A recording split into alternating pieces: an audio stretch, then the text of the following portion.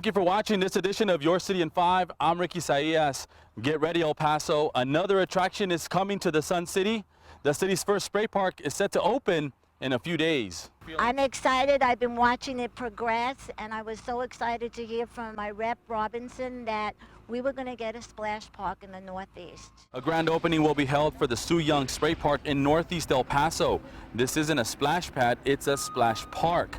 It has a soccer theme. Kids can cool off with water cannons, sprinklers, and a giant bucket that fills with water.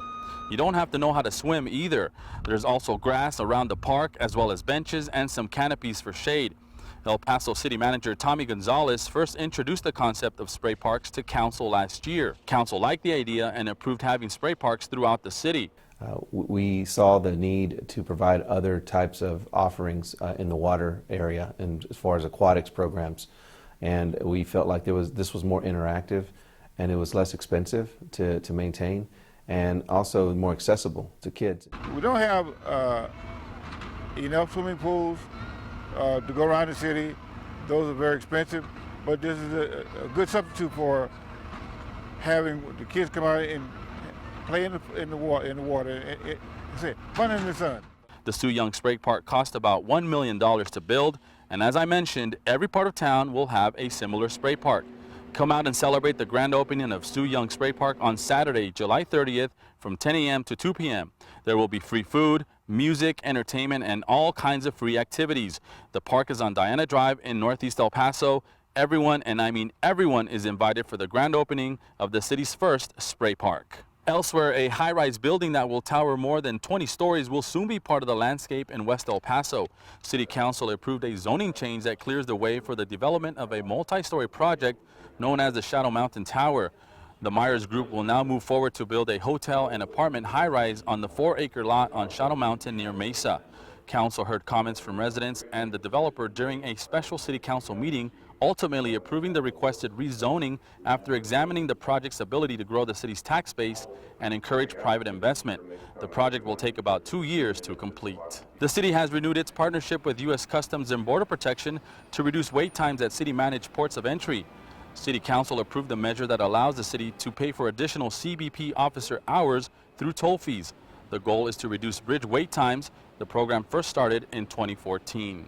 The blistering triple-digit heat has already taken a toll on our city. The health department says 4 people have already died from heat-related illnesses. 3 men and a woman have died due to the hot weather. The victims range in age from their mid-30s to early 80s. Health department officials are asking everyone to protect themselves from the heat, drink plenty of water, stay out of the sun, and wear sunscreen. Children and older adults are at more risk from the heat. Public health encourages using the buddy system, meaning calling and checking up on older adults to make sure they're okay. Anyone who needs a fan to keep cool can also call 211. Also, you can beat the heat and stay cool by visiting any city library, rec center, or senior center. Well, it's hard to believe, but El Paso is in its rainy season. This means possible thunderstorms and flooding. El Paso Water is once again offering free sandbags before the rain hits. You have to understand that here in El Paso, you've got a real quick rain, flash flooding type. You don't have the type that you have in the East Coast where it's a long-term type flooding. This is real quick. It hits quick and hard. And basically the sandbags are to protect them from, their property. There are 5 places in town where you can get sandbags: in Northeast El Paso, West El Paso, the East Side, the Mission Valley, and Central El Paso. Now, there is a limit of 15 bags per visit. For more information, visit El Paso Water at epwu.org. A recent study shows roughly 1 in 6 adults smoke cigarettes in the U.S., which contributes to more than 500,000 deaths per year. Your City in 5 correspondent Sarai Garcia introduces us to a program from the El Paso Health Department that is aimed at bringing that number down. If you've been to an El Paso park or city building this year, you've probably seen the no smoking signs. It's all in an effort to ensure clean air, and the Fresh Start program can help you break the habit. I feel like it's important to have that distinction between smoking areas and smoke-free areas for the health of kids and people who don't smoke. Now I can bring my brothers and sisters, not have to worry about them inhaling that smoke. It's good for the kids not to see that, they won't be tempted, per se, to pick up cigarettes. I think it's a good idea, especially for people with families and the little kids. I think it's really good. The Fresh Start program began in 2014 as a part of the Health Education and Promotion program. It offers city employees and the general public information and motivation to stop using tobacco. This is a 4-session program where participants can learn about things like stress management, nicotine replacement therapy, and the importance of setting a quit date. Participants must be current smokers, use other tobacco products, or smoke electronic cigarettes. They must also be willing to attend all 4 classes. The classes are made possible thanks to funding from the Paso del Norte Health Foundation.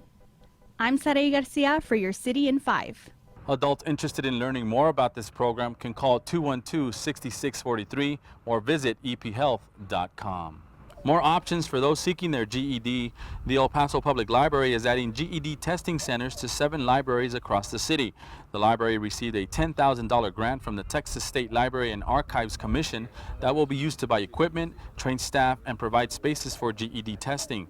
The additional testing centers means less wait time for students who take the test. Now, with the addition of 7 library branches, there will be a total of 11 testing centers throughout El Paso. So what that's going to do is make it easier for local GED students or adult education students to get their GED, and that's going to get more people. That's going to increase the educational attainment and the career possibilities for a lot of El Pasoans. The library also offers free classes to prepare for the GED test. For more information, visit elpasolibrary.org. If you visit the city's animal services shelter, you'll notice it's brighter and more colorful. Your City in 5 correspondent Ramon Herrera shows us some art pieces that are helping the shelter to be friendlier and more welcoming. Well, a lot of change has already taken place here at El Paso Animal Services ever since the implementation of a 5-year plan to increase the live release rate. Now, that plan includes a lot of changes like adding artwork to the facility, like this mosaic.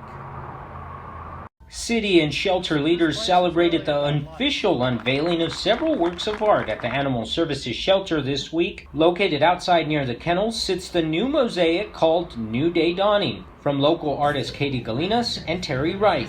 We're both art teachers, high school art teachers, and we put together a mural for the city of El Paso, and this year we're doing it at Animal Services over on Fred Wilson. The creation process for the mosaic allowed the community to be directly involved by allowing folks to paint the tiles used in the mosaic. We had the community tile painting, and so all of the tiles have been painted and glazed by the community, and we go ahead and break them up and assemble them into a large mural. As you move to the inside of the shelter, you will be greeted by many colorful paintings and prints made by local artist Lizzie Ochoa. I want to lift their spirits, but I also want them to have that connection to an animal. These artists were able to bring their pieces to life thanks to the Museums and Cultural Affairs Department's Community Arts Program. This program supports and connects local artists with community partners in order to promote public art. It's a great opportunity for artists to go out there and get their work seen, but at the same time contributing to the community in some way. For Your City in 5, I'm Ramon Herrera.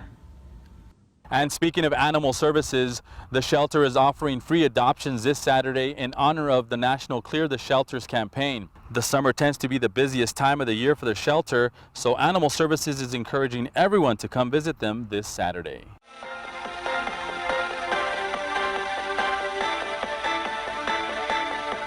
Oh yeah, if you play Pokemon Go on your phone like me, hold up. Oh yeah, I got me a Pikachu. How do you like them apples, Jose? He's my photographer. El Paso police have these tips to keep in mind before you go out and play. Beware of your surroundings and watch where you're going. Take a buddy if you can. Don't ever drive and play. Ride a bicycle and play, or skateboard while you're playing. Don't enter private property as well. And if you play at night, make sure you go into well-lit areas. That's all the time we have for now, but I encourage you to come out here to the opening of the Sue Young Spray Park in Northeast El Paso on July 30th. You can find out more about the grand opening and other services provided by our city by visiting elpasotexas.gov. We're also on Facebook and Twitter. Until next time, I'm Ricky Isaias with Your City in 5.